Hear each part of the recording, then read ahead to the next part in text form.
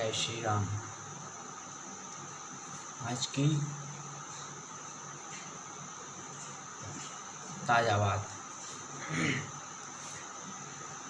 दारू भारत में पानी की तरह पी जा रही है, जिससे कि नई उम्र के जो नौजवान हैं जिनमें चोरी की भावनाएं जग रही हैं। पैसे नहीं है तो चोरी करके नहीं किसी प्रकार से अपने दारू के लिए पैसा जहाँ से वहाँ से चुरा के पीते हैं।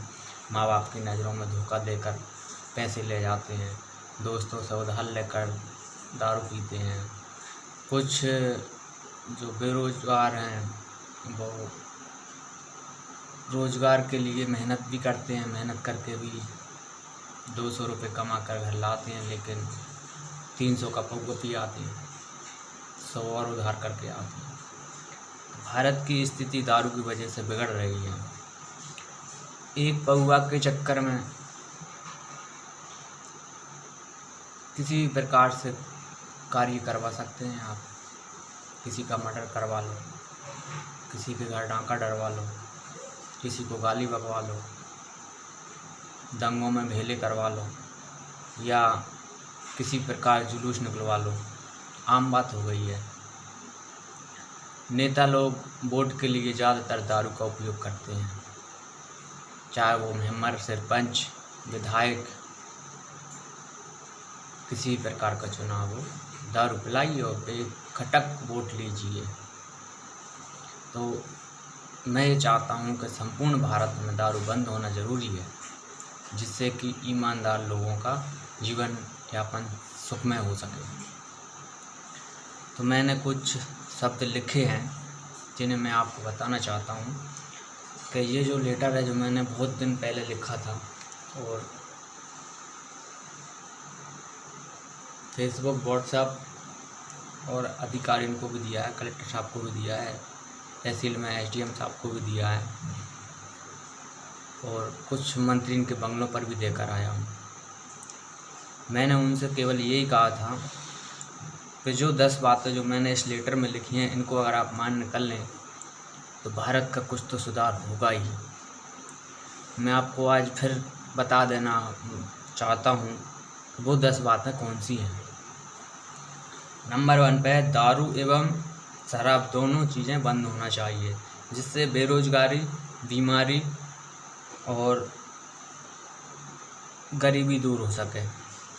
वो कैसे होगी? जब व्यक्ति 200 रुपये या 100 रुपये कमा कर घर लाएगा, दारू नहीं पिएगा, तो वो उसके बच्चों के लिए काम आएंगे। या प्रतिदिन काम करता रहेगा तो 100 रुपये में भी 3000 रुपये महीना कमा पाएगा, जिससे आराम से वो अपनी गरीबी दूर कर सकता है। बीमार नहीं पड़ेगा, क्योंकि दारू पी के लोग दिन भर कुछ खाते पीते नहीं हैं, दारू को ही अपना भरपेट भोजन समझते हैं। बेरोजगारी, दारू के लिए कोई किसी का एक पौवे के लिए दिन भर काम करता रहेगा, पौवा पिया दो उसको, खुश रहेगा। अगर वो दारू नहीं पिएगा तो 100 रुपये घर भी लाएगा और किसी का गुलाम नहीं बनेगा। दूसरी बात, सरकारी तालाबों से अतिक्रमण दूर होना चाहिए, क्योंकि जो सरकारी ताल तलैया थे उन पर अतिक्रमण हो चुका है। भारत के संपूर्ण भारत में आज ये नौबत है कि गौ माता को दर बदर भटकना पड़ रहा है।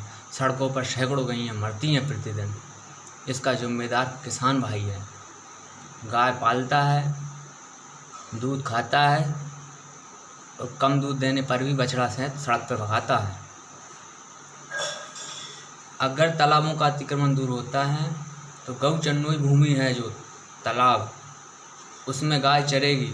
आज गांव का गरीब किसी भी गाय को लेकर किसी के खेत पर जाता है तो वो गाय को नहीं चरा पाता, क्योंकि हर किसान सोयाबीन बोता है, कोई किसी के खेत में फसल नहीं उजड़ने देता। भेड़ों पर चारा तक नहीं है। सोयाबीन के चक्कर में भेड़ें 4 फुट चौड़ी यहाँ हुआ करती थी, वहाँ 1 फुट चौड़ी भी नहीं बची।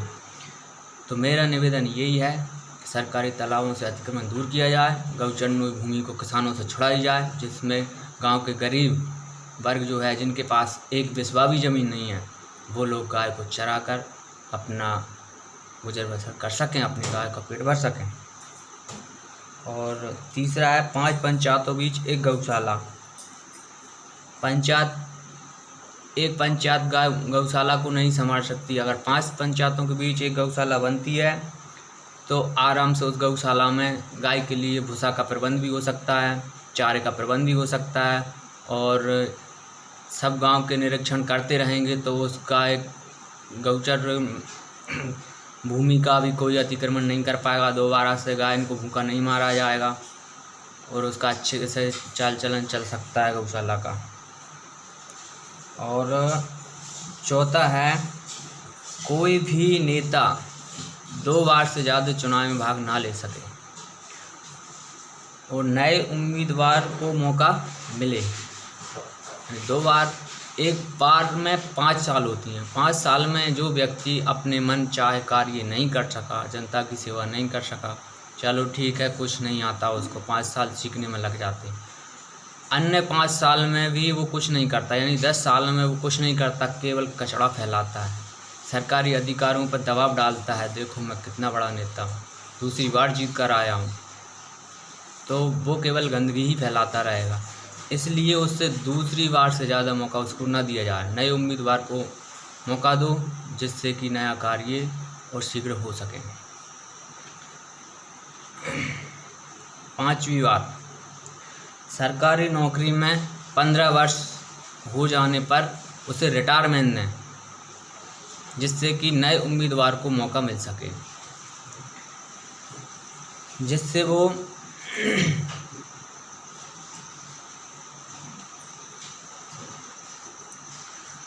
6ठी बात, 15 वर्ष में 15 जिलों में ट्रांसफ़र होना ज़रूरी हो, क्योंकि 1 साल से ज़्यादा जो व्यक्ति एक जगह पर ड्यूटी करता है उसे कुर्सी से अत्यंत मोह हो जाता है।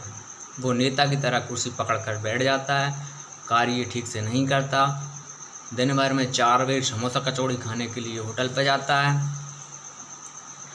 और जो कस्टमर आते हैं किसान भाई वगैरह भी, तहसीलों के हालत भी ख़राब हैं, थाने के हालत भी ख़राब हैं। और तुम्हारे किसी भी विभाग में चले जाओ, चाहे वो डॉक्टरी विभाग हो, चाहे वो तुम्हारा जल विभाग हो, या कृषि विभाग हो, या तुम्हारा कोई भी XYZ तहसील में तुम्हारे राजस्व विभाग के, चाहे वो तहसीलदार साहब हों या SDM साहब हों, ये लोग भी लापरवाही करते हैं।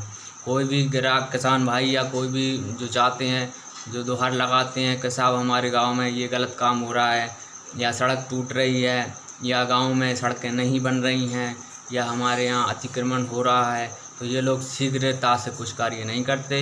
ये नेताओं के दबाव में आकर उसको कह देते हैं चलो ठीक है देख लेंगे, और देखने नहीं जाते। तो 15 साल में 15 जगह पर जब इनका ट्रांसफ़र होगा तो ये लोग बिल्कुल ईमानदारी से कार्य कर सकेंगे, क्योंकि हर जगह हर व्यक्ति एक सा नहीं होता, कहीं ना कहीं इन्हें सुधारने वाला व्यक्ति ज़रूर मिलता रहेगा।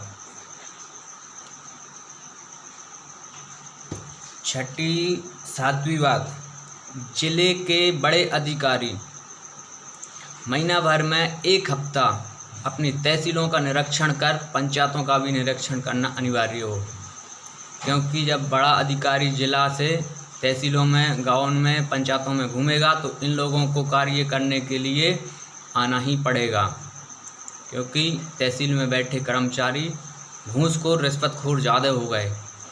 इनको अगर दूर करना है, भ्रष्टाचार मिटाना है, तो SDM, SP साहब और जितने भी बड़े अधिकारी होते हैं हर विभाग के, इनको अपने नीचे के स्तर वाले विभागों में घूमना ज़रूरी हो। 1 हफ्ता में 7 दिन तक अगर ये घूमेंगे, बिन बताए मनचाही जगह पर ये जाएंगे तो कर्मचारी खुद चौंकेगा।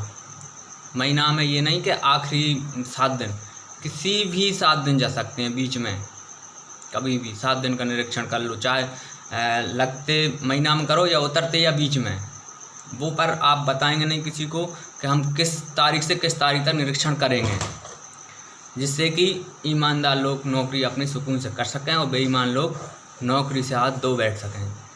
अगर बेईमान हटेंगे तो जो नौजवान बेरोजगार हैं उनको रोज़गार मिलेगा।